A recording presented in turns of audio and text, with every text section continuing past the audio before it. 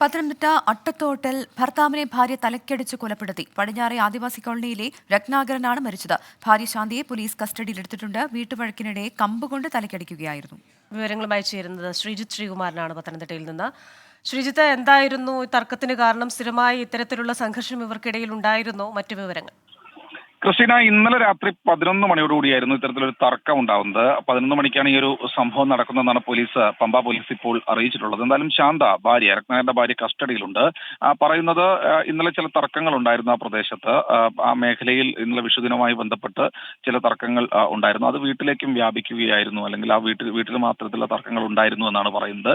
സ്ഥിരമായി ഈ പ്രശ്നം ഉണ്ടാകുന്നുണ്ടോ ഇല്ലയോ എന്ന കാര്യത്തിൽ പോലീസ് ഒരു വ്യക്തത നൽകുന്നില്ല. എന്തായാലും പെട്ടെന്നുള്ള പ്രകോപനം തന്നെയാണ് ശാന്തയെ ഭർത്താവ് രത്നാകരനെ തലക്കടിക്കാൻ പ്രേരിപ്പിച്ചെന്ന് പറയുന്നു. തലക്കടിച്ച ഉടൻ തന്നെ അവിടെ വീണ് കിടക്കുകയായിരുന്നു. അതിനുശേഷമാണ് നാട്ടുകാരും അതുപോലെ തന്നെ പോലീസും ഒക്കെ സ്ഥലത്ത് എത്തുന്നത്. എന്തായാലും പമ്പ നമുക്കറിയാമല്ലോ, ശബരിമല പോലുള്ള അതിനൊക്കെ വളരെ അടുത്ത പ്രദേശമാണ്.